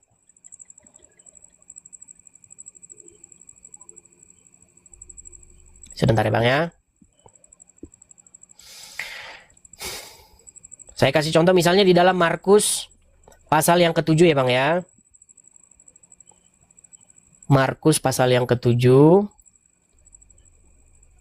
Memang yang saya katakan ini memang agak berat dan membuat orang-orang awam itu memang ya terguncang. Oke, Markus 7 ayat 19 Bang ya. Ini salah satu ayat yang tidak orisinil. Semua catat ya, baik yang orang Kristen ini juga penting bagi kalian. Markus 7:19 itu salah satu ayat sisipan yang tidak orisinil. Markus 7:19. Markus berapa tadi saya bilang Bang? 7:19 ya? 7:19 ya. Oke, saya balikan dulu kamera saya. Kebenaran harus saya sampaikan ya. Jadi saya tidak mau ngajarin orang-orang awam terus. Kadang-kadang banyak orang tuh nggak mau ngasih tahu, nanti takut jemaat terguncang katanya. Padahal enggak. Kita itu nggak perlu takut. Kebenaran itu harus kita beritakan. Oke, ini Bang ya, Markus pasal yang ke-7. Sudah? Ayat yang ke-19. Nih ya, saya baca dulu 18-nya. Maka jawabnya, apakah kamu tidak dapat memahaminya? Tahukah kamu bahwa segala sesuatu dari luar yang masuk ke dalam seseorang tidak dapat menajiskannya? Karena bukan yang masuk ke dalam hati, tetapi ke dalam perutnya, lalu dibuang ke dalam jamban. Nah ini perhatikan nih Bang. Kata-kata dengan demikian, kata-kata ini, dengan demikian ia menyatakan semua makanan halal. Ini saya katakan ayat palsu. Mengapa Abang Edis bisa menyatakan? Karena ini nggak ada ini. Ayat dengan demikian dia menyatakan semua makanan halal. Ini nggak ada dibahas di Injil yang sebenarnya nggak ada. Terus gimana? Ya, makanya saya katakan kepada Anda, ini ayat sisipan. Ayat ini yang mengatakan dengan demikian ia menyatakan semua makanan halal, itu adalah ayat sisipan. Ayat yang sebenarnya nggak pernah ada di dalam Injil. Seperti itu. Nah, tadi Anda datang membawa satu isu. Isu tentang Yesus mengutuk pohon ara. Sebentar, saya balik dulu kamera saya. Ini pertanyaan yang bagus, Bang. Dan ini juga menjadi kajian para pakar-pakar Alkitab. Begini Bang, kalaupun Anda mengatakan bahwa ayat itu ayat sisipan, ayat yang sebenarnya tidak ada, yang menjadi pertanyaan saya adalah, lalu apa yang membuat Anda mengatakan bahwa ajaran Kristen itu salah? Gimana Bang? Ya, kalau dikatakan Yesus itu adalah Tuhan, jadi bagaimana dia tahu? Dia nggak tahu sebenarnya pada waktu itu. Ketika Anda mengatakan Yesus itu Tuhan, apakah maksud Anda Yesus itu ada? Yang mana nih Bang? Waktu Anda mengatakan Yesus itu Tuhan, yang ini, yang mana yang Anda maksud? Ketika Anda berkata Yesus itu Tuhan. Jika Yesus itu Tuhan, dia pasti tahu pada waktu itu adalah bukan musim pohon ara berbuah atau menghasilkan buah. Maka dia mengutuk pohon ara tersebut. Maka ayat Markus 11:14, maka katanya kepada pohon itu, jangan lagi seseorang pun makan buahmu selama-lamanya. Maka dia mengutuk pohon itu jangan lagi berbuah dan tidak memberkati orang-orang di sekeliling itu untuk makan buah itu. Bermaksud dia tidak dia tidak memberikan orang Kristen cakap memberkati sesemua orang. Baik, dengan buah. Bang. Baik, ya. Kalau Anda tanya, saya jujur ya Bang ya. Saya jawab begini Bang. Jadi saya punya dua jawaban Bang. Soal ayat ini, saya orangnya jujur Bang. Saya nggak mau nutup-nutupin sesuatu. Kalau saya ditanya perihal ayat tersebut, saya menjawab dengan dua jawaban begini. Kalau ayat tersebut merupakan ayat yang orisinil, itu pun sebenarnya clear, tidak ada satu masalah Bang. Karena begini, ketika itu Tuhan Yesus berharap bahwa ada di situ buah didapati. Tetapi ketika ia mendapati pohon ara tersebut, ternyata tidak didapati buahnya. Makanya Yesus mengutuk pohon ara tersebut. Tetapi yang menjadi pertanyaan saya secara pribadi, kenapa penutup ayat tersebut, saya bukakan saja Bang ya. Ini sebenarnya diskusi internal sesama orang Kristen. Dan kalau ada orang Kristen yang ngerti, saya boleh belajar sama dia tentang hal ini. Bentar Bang, berapa tadi Bang? Ayat Markus 11. Markus 11 ya. Markus 11 14 ya. Ya. Markus 11 ayat yang ke-14.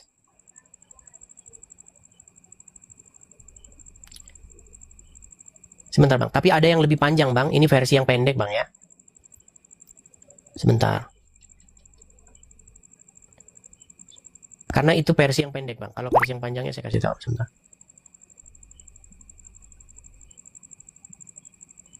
Markus pasal yang ke-11.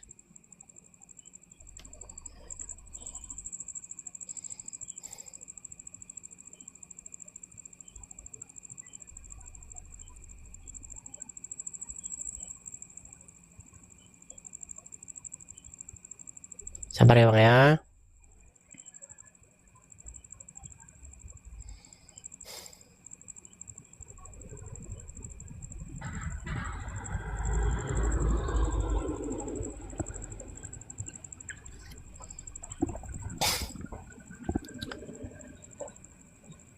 Kita ambil yang versi panjangnya itu ada di Matius 21 Bang ya. 21.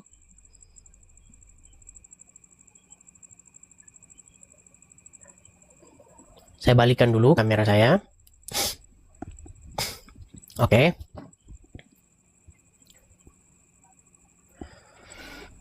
Saya bacakan ya Bang ya. Ya. Oke, pada pagi hari dalam perjalanannya kembali ke kota, Yesus merasa lapar. Betul. Dekat jalan, ia melihat pohon ara, lalu pergi ke situ. Tetapi ia tidak mendapati apa-apa pada pohon itu, selain daun-daun saja. Katanya kepada pohon itu, engkau tidak akan berbuah lagi selama-lamanya. Dan seketika itu, juga keringlah pohon ara itu. Melihat kejadian itu, tercenganglah murid-muridnya lalu berkata, bagaimana mungkin pohon ara itu sekonyong-konyong menjadi kering? Yesus menjawab mereka, aku berkata kepadamu, sesungguhnya jika kamu percaya dan tidak bimbang, kamu bukan saja dapat berbuat apa yang kuperbuat dengan pohon ara itu, tetapi juga jikalau kamu berkata kepada gunung ini, beranjaklah dan tercampaklah ke laut, hal itu akan terjadi. Dan apa saja yang kamu minta dalam doa dengan penuh kepercayaan, kamu akan menerimanya. Nah, pertanyaan, kalau saya fokusnya bukan ke pertanyaan Anda mengenai Yesus, Tuhan kok nggak tahu pohon buah ara, betul? Itu pertanyaan Anda kan? Ya. Oke, jadi begini Bang. Sebenarnya Bang, kalau kita berbicara tentang pohon ara Bang, pohon ara itu tidak seperti, ini yang setahu saya ya, coba nanti teman-teman boleh koreksi, saya nggak mau juga sok tahu. Begini Bang, yang saya pelajari, saya balik dulu ya. Ini pertanyaan menarik sebenarnya. Dan ini menjadi pokok bahasan saya dengan para orang-orang yang mendalam mengkaji Alkitab. Di dalam pemahaman saya, nanti tolong Anda bisa koreksi kalau salah. Abang tahu pohon jambu air atau pohon jambu batu? Tahu. Oke. Kalau setahu Abang itu, dia buahnya itu buah-buah musim-musim tertentu aja nggak? Nggak. Dia sentiasa berbuah. Berbuah terus? Terus. Oke, ada nggak musim-musim di mana pohon jambu tidak berbuah begitu? Nggak. Nah, ini setahu saya, nanti tolong dikoreksi. Sewaktu saya membaca-baca ini tentang pohon ara itu, dia itu memang semerawut begitu dia. Dia walaupun tidak bermusim buah, dia ada buahnya itu kadang-kadang tetap ada. Tapi buahnya tidak sebanyak pada waktu bermusim. Seperti itu. Itu yang saya baca, yang saya pelajari. Kalau salah tolong dikoreksi. Saya tidak mengatakan bahwa statement saya itu benar. Tapi selama saya mempelajari, pohon ara itu dia berbuah walaupun dia tidak musimnya. Walaupun dia kadang-kadang dia itu bisa tidak berbuah sama sekali. Sama seperti pohon-pohon misalnya kayak pohon jambu batu begitu. Kita kalau ke situ berharap ada buahnya. Nggak seperti pohon durian. Kalau pohon durian dia memang di bulan tertentu, musim tertentu. Selain daripada itu dia nggak bakal ada buahnya. Setahu saya seperti itu yang saya pelajari. Makanya pada waktu belum musim buah ara pun, ketika orang mendekat kepada buah ara, dia boleh berharap di situ tetap ada buahnya yang bisa dipetik. Nah, ketika Tuhan Yesus datang kepada pohon ara itu dan tidak ada di situ didapatinya, maka dia berkata kepada pohon itu supaya pohon itu seperti tadi. Lalu terjadilah demikian. Seperti itu. Itu jawaban saya yang pertama. Nah, untuk jawaban saya yang kedua, ya, jawaban ini mungkin akan membuat banyak orang Kristen mungkin agak berpikir aneh-aneh dengan saya. Saya itu gini. Saya itu Kenapa bisa berpikir aneh sesama Kristen? iya, karena begini Bang, saya ini waktu belajar Alkitab Bang, saya ini benar-benar meneliti Alkitab tersebut. Dan saya termasuk orang yang percaya bahwa di dalam penerjemahan atau penyalinan Alkitab, itu sering orang menambah-nambahi cerita. Kenapa bisa menambah cerita? Iya, makanya kita Kalau jujur aja. faktanya ada di dalam Alkitab. Karena ketika orang menyalin naskah-naskah tersebut, mereka itu menafsirkan isi Alkitab tersebut. Contoh seperti yang saya kutipkan tadi, di situ kan ada kata-kata dengan demikian ia menyatakan bahwa semua makanan itu halal. Nah, kalimat tersebut adalah tafsiran daripada sang penyalin itu. Jadi bagaimana Kristen mau merujuk pada Injil, kitab Injil yang sebenarnya? Oke, kalau begitu pertanyaan saya, di mana Injil yang sebenarnya? Ya. Di mana Injil yang sebenarnya? Ya. Iya, pertanyaan saya sama Abang. Begini Bang. Bang, saya ini orangnya sangat terbuka dan saya sangat senang dengan diskusi yang ilmiah akademis seperti ini. Islam datang, pahlawan, kalau menurut saya seperti pahlawan kesiangan, ingin menawarkan nih, ini Injilnya. Saya juga periksa Bang, saya bukan orang yang langsung anti itu enggak, saya periksa. Saya mengkaji isi Al-Quran itu Bang, habis-habisan saya kaji. Pertanyaan saya adalah, lalu jawaban Anda seperti apa tentang itu? Adakah Anda memberitakan kepada saya satu Injil yang asli? Tidak. Ya sudah selesai Bang, berarti yang Anda bawa itu tidak lebih baik. Begini, yang Anda bawa itu tidak lebih baik daripada kejujuran yang saya utarakan. Seperti Abang Edis yang katakan tadi, kitab Injil banyak dipalsukan. Jadi mana yang tulin? Makanya Bang, saya memberitahukan kepada Anda, Injil itu masih ada naskah-naskah tuanya. Kami orang Kristen punya yang namanya kodeks ya, misalnya kodeks Vatikanus, kodeks Sinaiticus, kodeks apalagi. Kodek-kodek tersebut masih bisa kita lacak zaman sekarang. Dan makanya para pakar-pakar Alkitab itu mengutarakan. Makanya Bang, kalau Anda baca Injil yang di dalamnya untuk kajian-kajian para akademisi, itu dikasih tahu naskah-naskah sebelumnya itu tidak ada yang seperti itu. Dan itu Bang, di dalam kekristenan itu hal yang biasa Bang. Karena Injil itu bukan Tuhan ngasih kitab begitu, ini kitab gitu. Seperti di dalam pikiran kalian, bukan begitu Bang. Nggak seperti itu Injil itu. Injil itu adalah berita gembira. Berita gembira tentang apa? Tentang datangnya Sang Juru Selamat Mesias. Nah, ketika Sang Mesias itu datang, maka berita tentang Injil itu ditulis Bang. Ditulis menjadi satu kesaksian. Nah, ketika proses penulisan ini Bang, itu nggak seperti mesin fotokopi Bang. Itu berlangsung lama. Ratusan tahun itu lamanya Bang.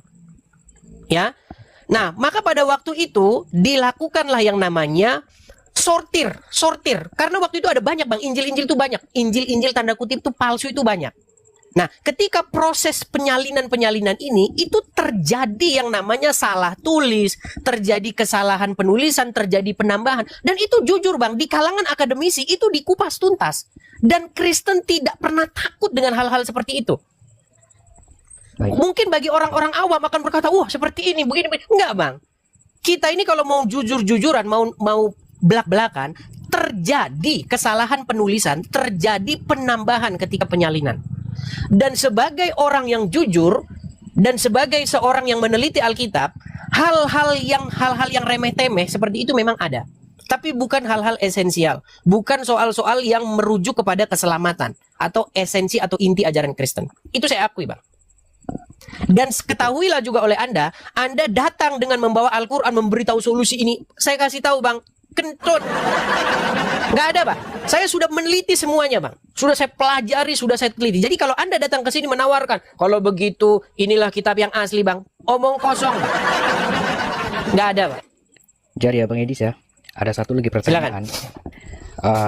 Mengapa Yesus tidak melihat masa depan seperti yang dilihatnya kepada Petrus ya? Bukan Bang, kita satu isu dulu saja bereskan dulu Bang. Saya mau tanya kepada Anda Bang, seandainya bagian cerita tentang Yesus mengutuk pohon ara itu bukan bagian yang orisinil. Kira-kira menurut abang, teman-teman saya harus ini ada kegiatan teman-teman, jadi saya harus berangkat dulu ya.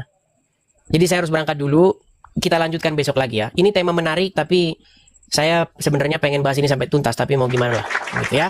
Oke bang ya, sambung besok lagi ya. Sambung besok lagi ya. Oke, baik. Terima kasih. Saya turunkan ya. Oke, teman-teman sekalian, karena saya harus berangkat ya bekerja, saya harus ngantar teman-teman. Jadi kita. Salam Bapak Ibu Saudara yang terkasih di dalam nama Tuhan Yesus Kristus. Kita sudah menyaksikan video yang disampaikan oleh Edis TV. Ya, mari kita juga akan merenungkan kebenaran firman Tuhan sebagai penguatan iman kita kepada Tuhan Yesus.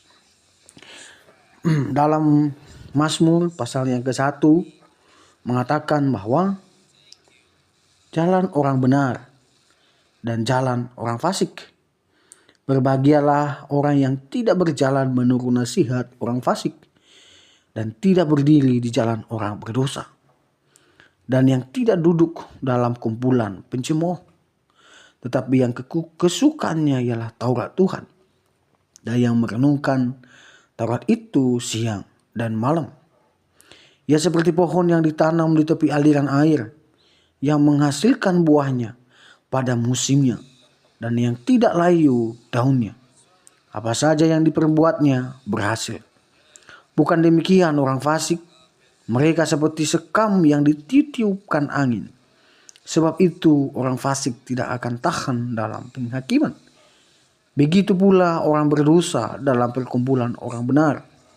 Sebab Tuhan mengenal jalan orang benar, tetapi jalan orang fasik menuju kebinasaan. Pasal 2. Raja yang diurapi Tuhan. Mengapa rusuh bangsa-bangsa? Mengapa suku-suku bangsa mereka perkara yang sia-sia?